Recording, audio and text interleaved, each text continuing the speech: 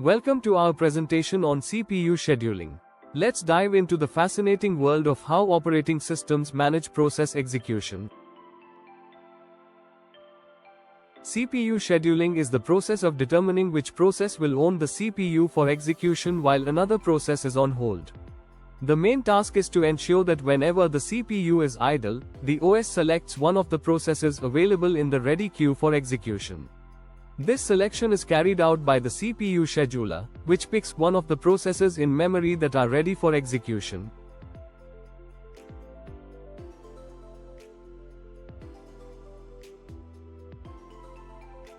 There are two main types of CPU scheduling: preemptive and non-preemptive. In preemptive scheduling, tasks are assigned with priorities, and lower priority tasks hold for some time and resume when higher priority tasks finish.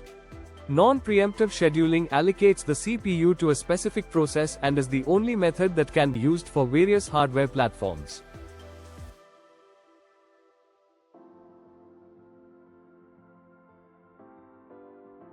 A CPU scheduling algorithm aims to maximize CPU utilization and throughput while minimizing turnaround time, waiting time, and response time. Let's go over some important CPU scheduling terminologies: throughput, burst time or execution time, arrival time, and waiting time. Every process in a computer system requires some amount of time for its execution. CPU time is the time taken by the CPU to execute the process, while I/O time is the time taken by the process to perform some I/O operation.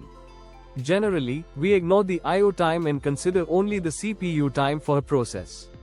Burst time is the total time taken by the process for its execution on the CPU.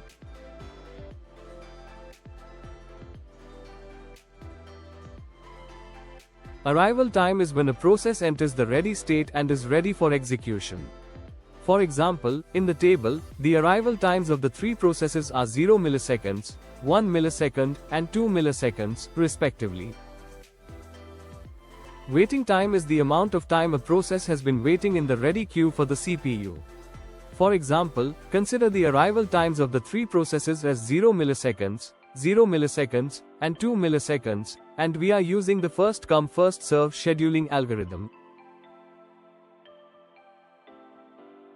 The waiting time for the three processes will be P1 is to 0 ms, P2 is to 8 ms, and P3 13 ms.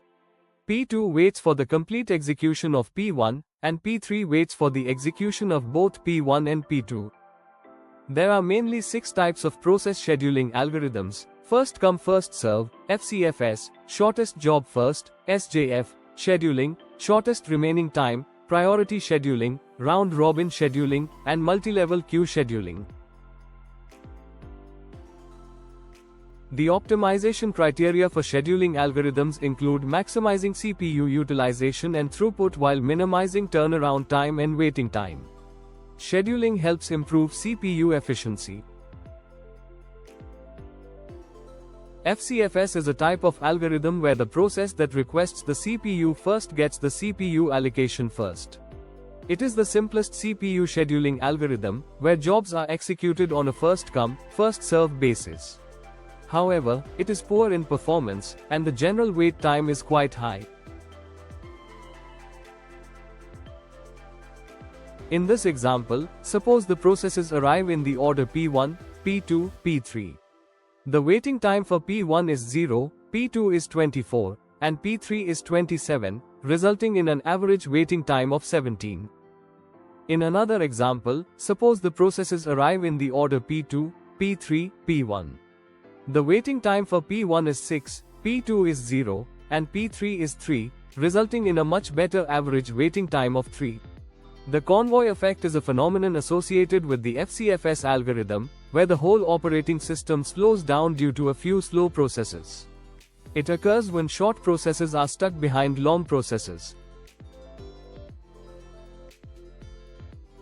SJF is a scheduling algorithm where the process with the shortest execution time is selected for execution next. It significantly reduces the average waiting time for other processes and improves job output by executing shorter jobs first.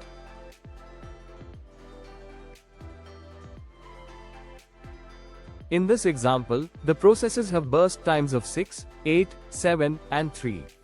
The average waiting time is calculated to be 7. In SRT scheduling, the process is allocated to the task closest to its completion. This method prevents a newer ready-state process from holding the completion of an older process and is mostly applied in batch environments where short jobs are given preference.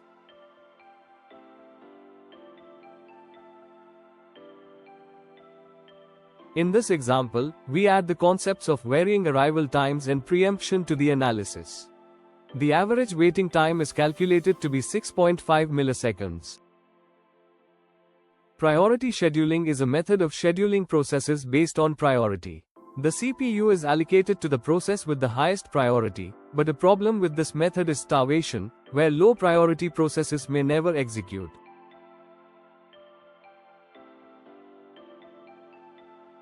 Let's start with an example of priority scheduling.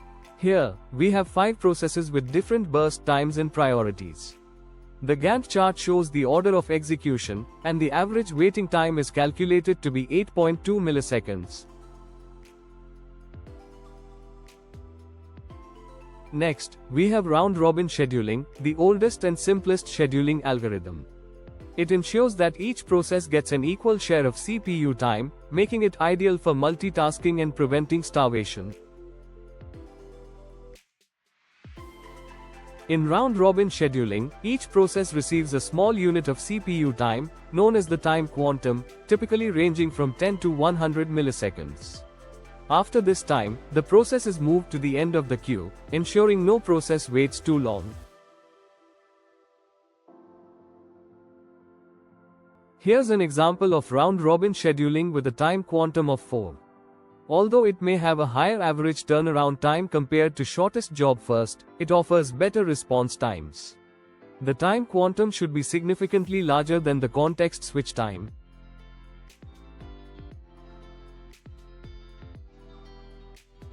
This slide illustrates the relationship between time quantum and context switch time. It shows how different quantum values affect the number of context switches, impacting overall efficiency. Multiple-level queue scheduling divides the ready queue into several separate queues based on specific properties like process priority or memory size. Each queue can have its own scheduling algorithm, and priorities are assigned to each queue.